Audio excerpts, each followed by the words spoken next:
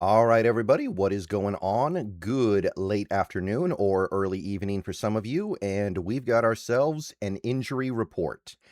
First injury report of the week. Obviously, we got a lot of information last week, but it's good to see how things move over time. So we got Curtis Crabtree here. He's got the latest from both the Seahawks and the Patriots. So let's go ahead and start with the Seahawks side of things. They are the ones with the longer list. Although, once you take a look at the list, you'll realize there really isn't that much reason for concern for almost anybody. Almost anybody. I'll get to that later. So just for starters, you've got 3 players who were limited today with resting. So no injury. DeMarcus Lawrence, JSN, Leonard Williams. Those guys have been getting rest opportunities all season long. So no issues with those 3 guys just resting because why not? I think there's going to be a lot of rest this week for some Seahawks. All right, everybody, before we go any further into this video, I want to take a minute to tell you guys about the Sleeper app. We are just about to the Super Bowl. Now would be a great time to get on Sleeper. It's a one-stop shop for all your sports needs.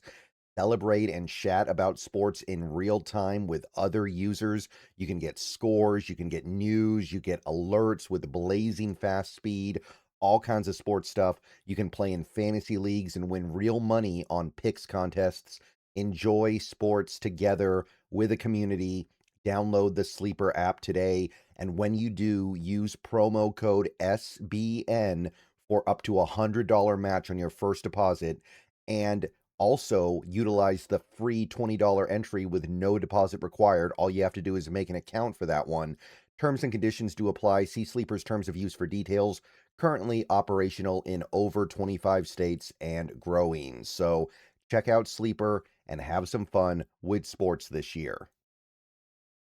All right, so that's the non-injury stuff. Actual injuries, we got Jake Bobo with the hand injury. He was a full participant, though, same as last week, so nothing to really be concerned about there. Same with Ernest Jones, chest injury. We know that from last week.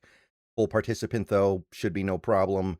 Julian Love, shoulder injury, was a full participant, so we're looking good there.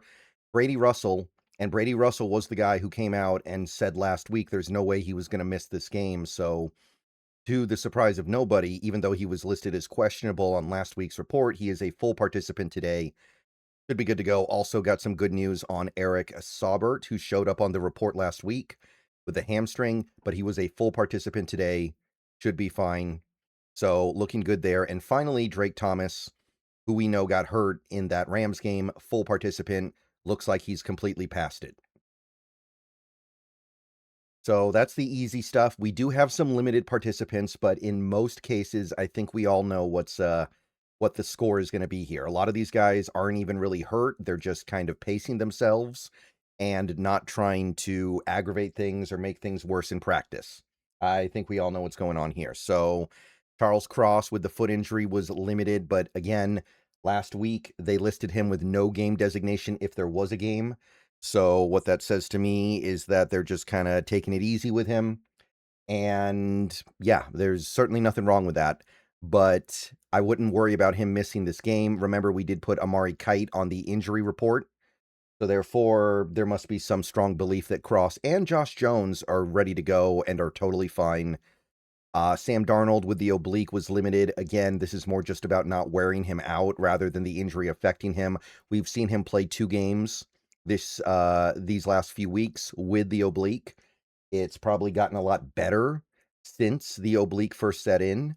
So we know he can play with it. And if anything, it's probably a little bit better now. So no worries there.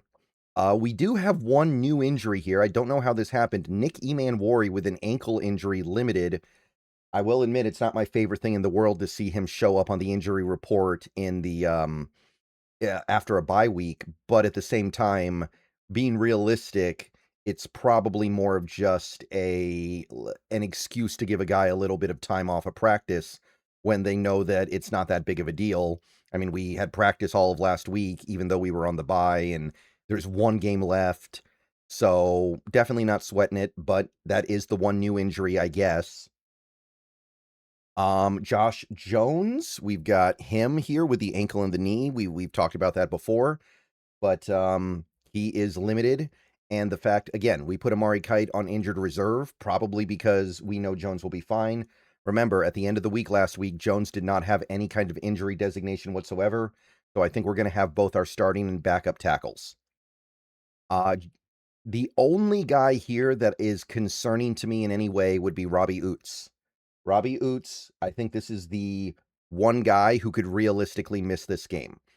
We were told that he would not be able to play until the injury he had calmed down, even though he was able to practice some. So the team has already kind of told us that there's something going on here that could keep him off a football field, even though he's able to practice a little bit. Remember, he was limited all week leading up to the Rams game, and then he missed that game, and then he was limited all of last week. So there's been no indication the injury has gotten better.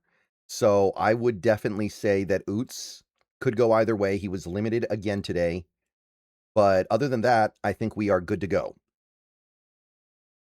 And notice that Chaz Surratt, who was not put on the who was on the injury report last week but got activated over the weekend from the IR, he is not listed here at all. So we obviously feel good about that. He might be declared inactive for the game anyway, but he is not listed here in any capacity. Okay, so Patriot side of things, very short, but potentially more impactful. And again, it's Wednesday. I wouldn't read too much into anything, but basically you've got Joshua Farmer, defensive tackle, not really a big part of their rotation anyway, full participant if they want him, probably good to go at this point. Drake May, and this was the one that people really wanted to see with the right shoulder injury because that's his throwing shoulder, full participant. Now, there was never any doubt that Drake May was going to play in this game. The question was, would he be ready to go for this game? The fact that he's a full participant in practice today indicates that he's, at the very least, close. I imagine that if the right shoulder was a big problem, you would have seen at the very least a limited participation today. Thayer Munford, tackle, limited participation with the knee injury. He's not a starter for them. Harold Landry, this is a good step in the right direction for him with the knee injury. He was limited today, so that is a good sign for him. Again, I don't know what this necessarily means because to me, he's kind of breaking down a little bit. And just because he was able to practice some today doesn't mean he'll be able to practice tomorrow or play on Sunday. We're definitely going to have to see how this plays out over the week, but they do need him. So I imagine they're going to do whatever it takes to get him out there on the field on Sunday. And the big one, well, right now it's the big one. Anyway, Robert Spillane, linebacker, still no practice. Remember, this guy left the Denver game with an injury, did not practice all week last week, same as Landry. And now he's still not practicing. Now, they did comment on Spillane a couple days ago. Somebody, it was either him or someone on the Patriots staff said they expect him to play, but that doesn't mean he will play. And the fact that he's a DNP today, I mean, it's not great. So we'll wait until tomorrow to see what's up. Realistically, I think most of these guys we're talking about will play. Again, the question is, what do they have to do to play, and are they going to be able to be effective? Like, I could see Harold Landry playing, but only playing a handful of snaps before having to leave because he's got some significant problems right now, and I don't know if he'll be able to get through them in the next 4 days. Okay, so that is it for the first injury report for the Seahawks and Patriots. Let me know what you guys think. See you guys soon, and go Hawks. I'm going to be on a podcast here shortly, so check that out. I don't know how long it's going to be, but hope to see you guys there. Go Hawks.